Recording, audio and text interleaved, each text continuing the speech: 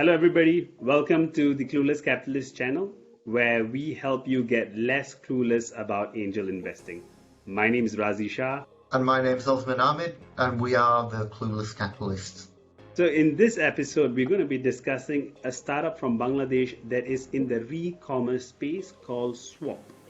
So e-waste, e-waste is a big problem globally. I was just discussing with Osman about how in Singapore we generate 60,000 tons of e-waste each year, and that is the equivalent of throwing away 70 of these per person per year.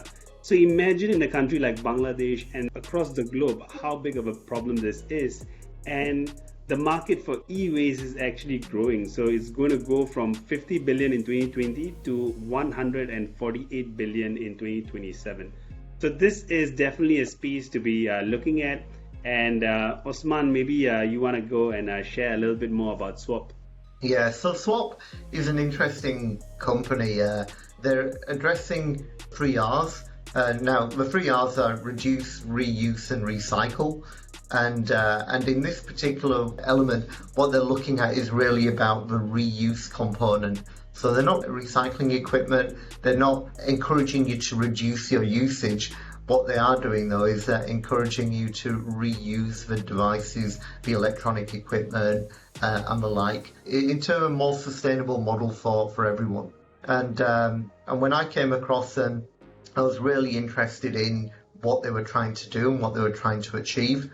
They've got some really smart approaches to a market, which I think is unique. I think one thing we're going to be using a lot in this particular episode is re-commerce. And for those of us, we've all heard of e-commerce. Re-commerce essentially is reverse commerce, where it's selling of previously owned products, mainly electronic devices. You can sell it on a physical marketplace or an online marketplace, and usually it's to reuse, recycle, or resell them. So let's just go into this in a bit more detail.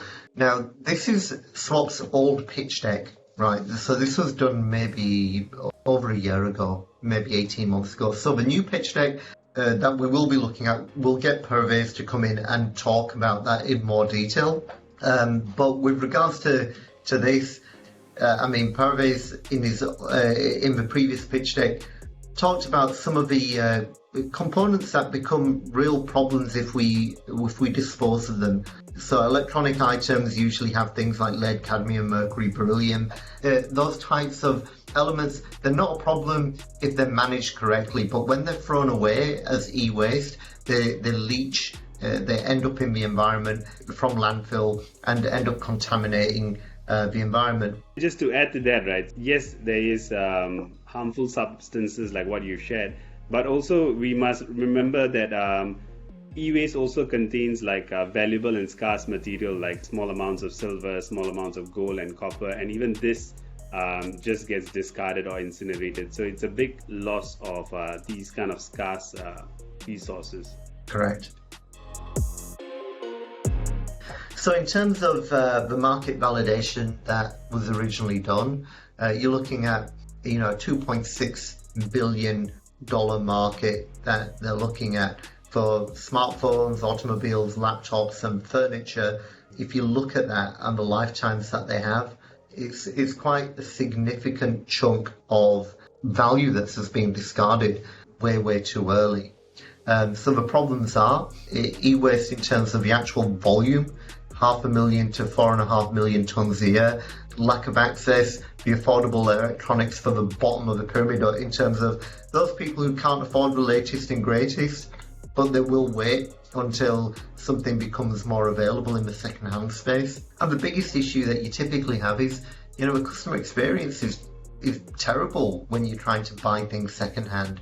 You'll buy something second-hand, there's no warranty. If you try and buy off of types of things on Carousel, you'll get people trying to lowball you for items that you're trying to sell. There's a good chance that in some countries, there's a good chance that you bring the device out to sell, somebody will buy it, or somebody might rob you while you're trying to sell it. There are those types of things. There's a whole bunch of issues that come from selling items secondhand, and there's no simple, convenient way of doing it. In Singapore, we have Carousel and we have eBay and those things, but ultimately the other issue that people have is when you've sold a device, you might get somebody coming back a week later saying, hey, it doesn't work, right? Well, sold as seen, and those issues become a real big problem, both for the seller and for the buyer. So people then, like me, I don't sell my equipment. I've got a stack of old phones sat in a drawer somewhere. I just won't bother. It's not worth it. So they're real problems. Okay, so what Swap is trying to do is a consumer to business marketplace in reverse. So you've got the customer. Swap is able to facilitate that sell. So a customer can sell their device to Swap. Swap will resell that to the vendors, to the local shops that typically have that in stock, and then they can onward sell it to customers. So that's an interesting way of helping facilitate the reselling of secondhand goods. Security issues that you might have, validation of, am I buying a lemon or not? Those types of things. Swap will do all of that, and they'll give you a fixed price for the device that you're trying to sell. So you're not thinking that, well, if I held on to it, I could have sold it to someone else for $10 more or $15 more. Here it's a very transparent sales process. And the interesting bit, which I really like, is the vendors. The vendors are, if you look at Singapore or if you look at any marketplace now, there's local shops that sell secondhand phones. They're not trying to completely replace these. What they're trying to do is facilitate an easier transition with these people. So they're trying to say, hey, look, we already have an ecosystem here. Let's leverage that. These guys do the repair work. They do the validation. If I'm as a consumer looking to sell my device to Swap, I can then be directed to a local shop and give it to them. They'll do the transaction. They'll say, okay, you've agreed $50 for a device. Here's your $50. We'll take it in. We've validated that it works. And if there are any problems with it, we'll fix it too. And then onward sell to the next consumer. It's adding value to multiple layers within the existing ecosystem, which I really like. So their solution reduces e-waste. It makes money for everybody, for the consumer, for the retailer that typically wouldn't be making that type of money, and it gives people at the lower end of the pyramid access to technology that they typically wouldn't have access to because it's too fraught with loads of problems. They've got an online app that they facilitate you being able to sell and transact your purchases through. So their traction's pretty good. If you look at how much they were doing, and you can see how they've grown over time, the Q1, Q2, Q3 for 2020, you can see it's jumped significantly. We're talking $1 million, $1.2 million. And Pervez, when he comes on, he'll talk about the last month. And we're now in 2022. They're currently doing around 3 million in GMV per month, right? Which is significant. It's significant for what they're doing. And what I find interesting is that they have added in the e-commerce component. And if you look at Q1 2021, it seems to be equally split between re-commerce and e-commerce in terms of the GMV that they have. So I think that's really promising also. Yeah, that's right. In terms of their last 13 months, this was back in the day. This was, like I said, this is an old deck. They were transacting, about 14,000 orders, about the same amount for products that were purchased. In terms of agents, they've onboarded 3,000, and they're doing an average 6% margin. Now, that really depends on the type of product that you have, like a mobile phone versus a motorbike. The margins are going to be different, and that's just worthwhile bearing in mind. And their average basket value per transaction is around $260. So that was a few years ago. And their unit economics, the customer acquisition cost for consumer to the business is around $4. From the OEMs, they don't really have that. From local agents, and the blended CAC is about $4. So to get a new customer, it's costing them $4 to get one new customer. and then the lifetime value is $92. So they spent $4 to acquire one customer. That customer will generate nearly $100 in value. Yeah. So that's a pretty good return on the Yeah. customer acquisition. So they've got partners already. So this is, like I said, this was a few years ago. They've got some pretty strong logos in here: OnePlus, Apple, Oppo, Samsung, Daraz, Peekaboo, RobiShop. These are significant players in the market, and they've also got some pretty strong pipeline in terms of new manufacturers, new partners that are going to be onboarded as well. What does it mean by exchange partners? An exchange partner can be, for example, you've got an old laptop and you want to trade it up for an ASUS laptop, for example, then you'll work through the exchange partner with the particular brand. And we can go into more detail with Parvez about how that's evolved, but it was really around, I've got a device, I want to upgrade it. Like Apple brings out a new device every year, right? And instead of having an iPhone 12, you want an iPhone 13 now. Do you throw away your 12 or not? This is an exchange partner that helps extend the lifetime of the older device by re-commercing it to someone else and working with the manufacturer as well with their approval. Yeah, because there's a lot of things which can be problematic, warranties and things like that, which can become an issue. Okay, got it. Okay.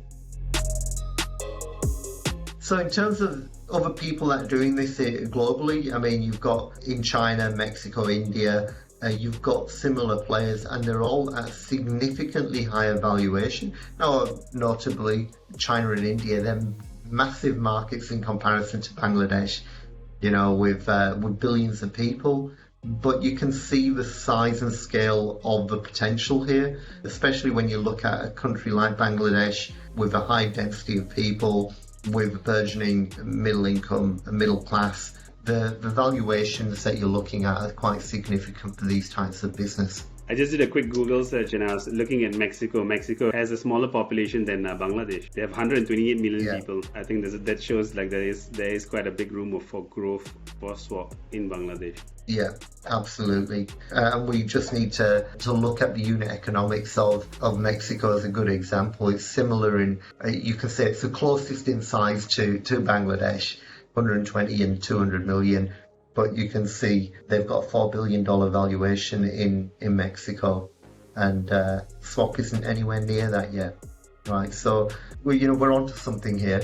And the cap table as well, this is earlier on. You got Parvez and Tonmoy, they own about 75% of the company. You've got an early investor who took 25%, and the cap table looks a little bit different now.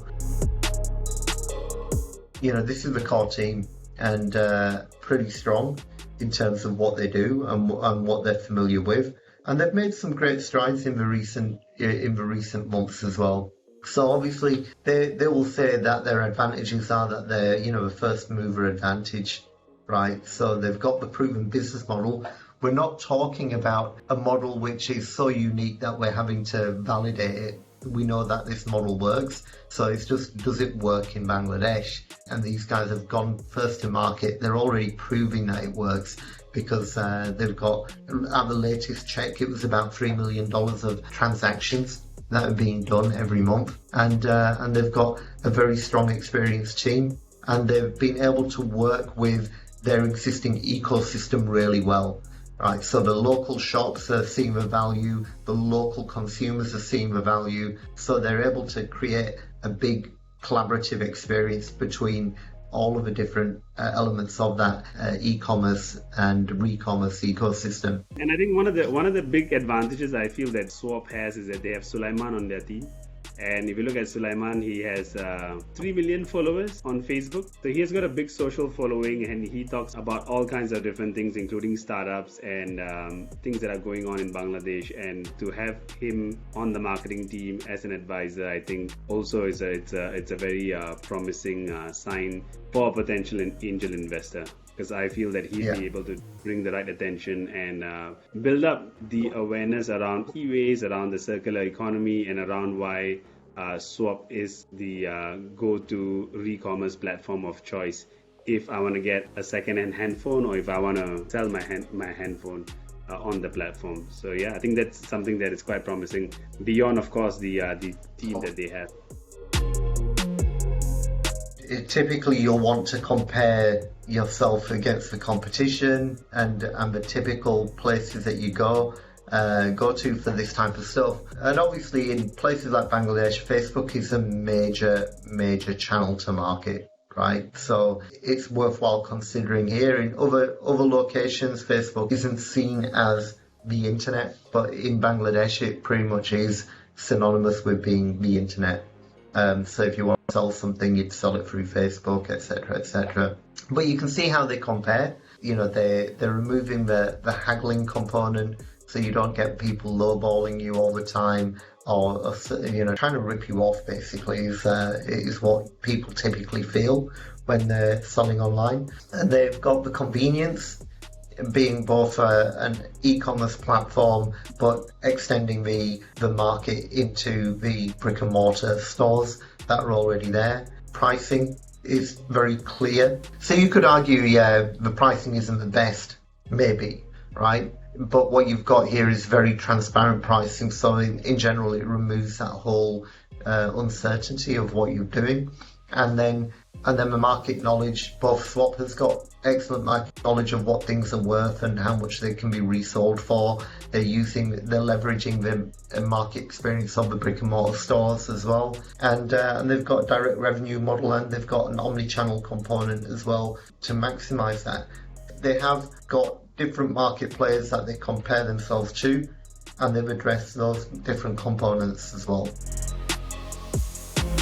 So obviously, both me and Razi we're focused on the impact aspect of it, and this is what interests us as well. They've looked at the impact goals, and you can see sustainable communities, responsible consumption and production, decent work and economic growth, and the climate action about reducing the need to manufacture new goods. But what I really like is this whole decent work and economic growth. You're not making people unemployed by deploying stuff through Swap. You're leveraging what's already there, and you're giving more opportunities for people to make money through their existing activities. So you're not making people unemployed by deploying this. It's not a double-edged sword, so to speak. So I think that's valuable. I think it's really important. We look at the e-waste component, right? Just within this, I mean, this is the old deck of Swap, and within the period of operation that they were in, they already saved 42 metric tons of e-waste, and I think that is significant. And if you look at the carbon emission that was reduced, 766 metric tons.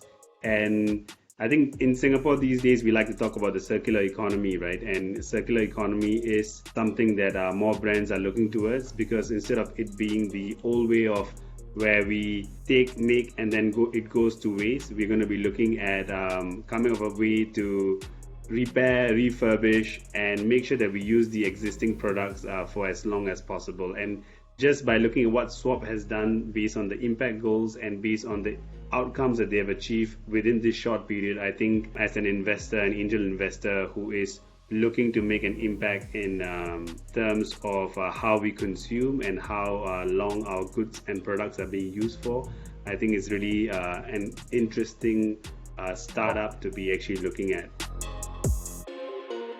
So obviously they've got a product roadmap. I'm not going to dwell too much into this, because I think what's going to be more important is when we speak to Parvez, we can talk about this in more detail, about how he's tracked against this roadmap as well. We're now in 2022, product certification, software as a service, buyback with financing. Let's see where he is with that, because that's what he originally set out to achieve, and he's got a very clear line as to where he wants to get to in 2024. So let's see. You know, back in the day, he had views as to which countries he wanted to expand to. So it was originally from Bangladesh. He was looking at Singapore, Thailand, UAE, and Sri Lanka. Obviously, things have changed a lot in Sri Lanka. It's now 2022. The whole market in Sri Lanka, the country's about to default, so that's definitely changed. And it'll be interesting to see what what the priorities are for Swap for global expansion. And they were looking to raise 2 million back in the day, and we can see what they've done with the money that they raised and where they've got to. But yeah, they're now coming into 2022. They were originally planning on raising money in 2023, but I believe that that's been accelerated now. So I think they're going to go for a pre-Series A pretty much imminently. So let's ask Parvez as well where he is with his fundraising and where he's at with that. And that's those are his contact details if you need to know more. So we've literally just whizzed through this deck. We definitely have a lot more questions for Parvez when we do speak to him, and we can understand a bit more about his journey, his path, where he is, where he's got to, and where he intends to get to moving forward. And if you have any questions for Parvez, please leave them in the comments below, so that when we do invite Parvez as a guest, we can take your questions and ask him as well. Thank you for watching another episode of The Clueless Capitalist with me, Razi and Osman. Please remember to like, comment and subscribe to our channel if you want to follow our angel investing journey and if you wish to become less clueless when it comes to angel investing. So we'll catch you on the next episode. Bye everyone.